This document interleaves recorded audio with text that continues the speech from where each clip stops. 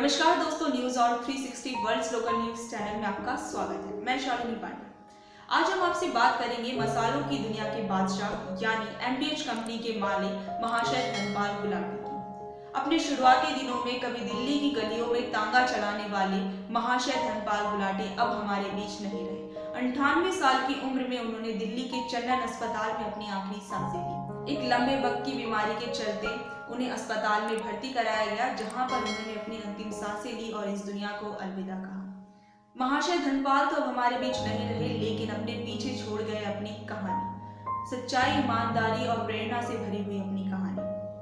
सन 1923 में पाकिस्तान के सियालकोट में जन्मे महाशय धनपाल, जिनके पिता का नाम चुन्नी लाल था।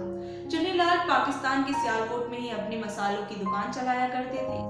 इस दुकान का नाम था महाशय दी हट्टी, जिसका छोटा नाम एमडीएच आज पूरी दुनिया भर में मशहूर है अपने मसालों के लिए।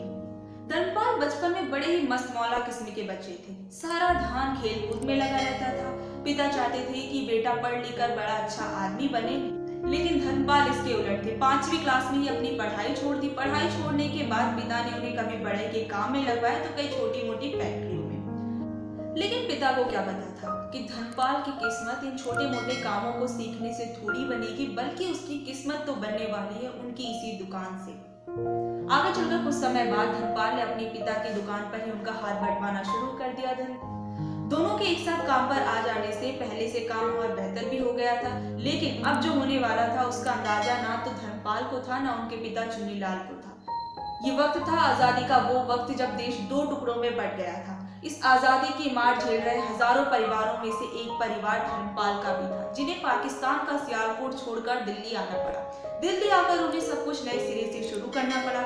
यहाँ आकर उन्होंने पिता के दिए कुछ पैसों से एक तांगा खरीदा। इस तांगे को वो दिल्ली स्टेशन, कुतुब रोड, करोल बाग की रोडों पर चलाया करते थे, लेकिन इस तांगे को चलाने से उनकी कोई खास कमाई नहीं हो पाती थी, जिस कारण उन्होंने इस तांगे को बेचकर अपना पुश्तैनी काम शुरू किया। तांगा बेचा और लकड़ी का खोखा बनवाया। इस खोखे को उन्होंने दिल्ली की अजमल रोड पर स्थापित किया। अपने इस काम में उन्होंने जी जान लगा दी और देखते ही देखते ये कारोबार दिन प्रतिदिन बढ़ता गया। एमडीएच मसाले अपने स्वाद के कारण देश ही नहीं विदेश में भी अपनी पहचान बनाने लगे और एमडीएच मसालों का स्वाद सबकी जुबान पर देखते ही देखते चढ़ने लगा।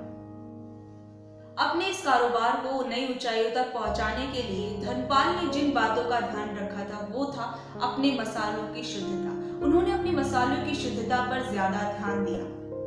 आपकी जानकारी के लिए बता दें, एमडीएच हर रोज 30 टन मसालों का उत्पादन करता है। 100 से ज्यादा देशों में अपने मसालों का निर्यात करता है। महाशय धनपाल की इतनी बड़ी कामयाबी के पीछे का कारण था उनकी मेहनत, उनकी लगन। वो कभी भी अपने आप को बूढ़ा नहीं माना करते थे। हर रोज वो अपनी फैक्ट्री में जाया करते थे और वहां जाकर अपनी फैक्ट्री का संचालन देखा करते थे। इसके अलावा आपको बता दें कि महाशय धनपाल को राष्ट्रपति ने पद्म भूषण से भी सम्मानित किया है।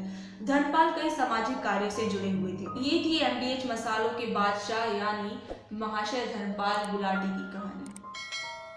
हमारी ये कहानी आपको कैसी लगी हमारे नीचे दिए गए कमेंट बॉक्स में जरूर बताएं। इसी के अलावा हमारे इस चैनल को लाइक, शेयर और सब्सक्राइब